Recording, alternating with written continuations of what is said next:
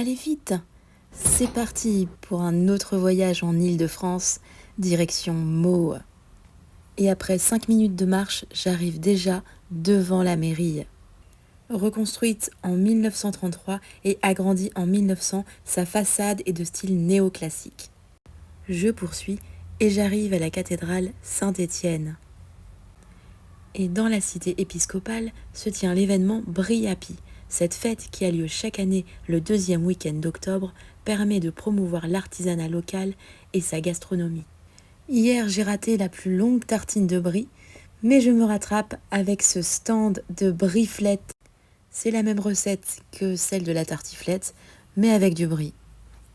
Ça a l'air vraiment succulent. Et juste à côté se trouve un magnifique stand de fromage spécialisé dans le brie de Meaux. Et pas loin, on aperçoit le vieux chapitre, ancien palais des chanoines de la cathédrale. Et au bout de l'allée, la maison du brie de Meaux avec l'office de tourisme. Je poursuis avec le jardin Bossuet et cette vue sur le palais épiscopal qui renferme le musée Bossuet. Ce jardin signé Le Nôtre reprend le dessin d'une mitre, couvre-chef réservé aux évêques dans certaines confessions chrétiennes. Et voyez la beauté de cette sculpture cachée à l'ombre de cette allée. Bon, il est temps pour moi de quitter ce merveilleux jardin et de rejoindre doucement le monument aux morts de la guerre franco-prussienne de 1870.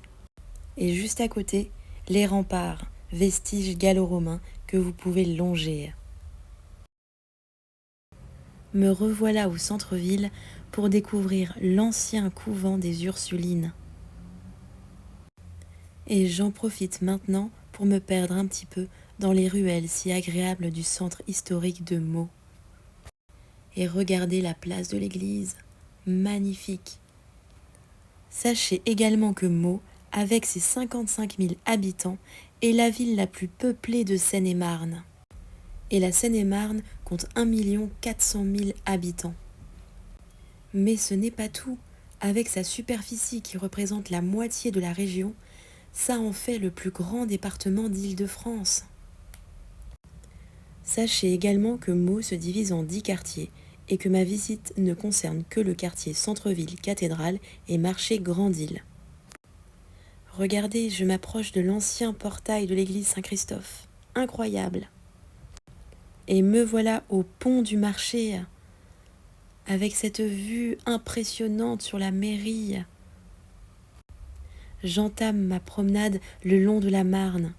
Regardez la beauté de ses rives et voyez un petit peu le point de vue que l'on a de ce deuxième pont sur la cathédrale Saint-Étienne. Je poursuis jusqu'à ce troisième pont que l'on aperçoit au loin. Attendez, je me rapproche. Et voici la vue sur le port que l'on aperçoit au loin. Bon, il est temps pour moi de rejoindre tranquillement la gare et de profiter encore un peu des bords de la Marne.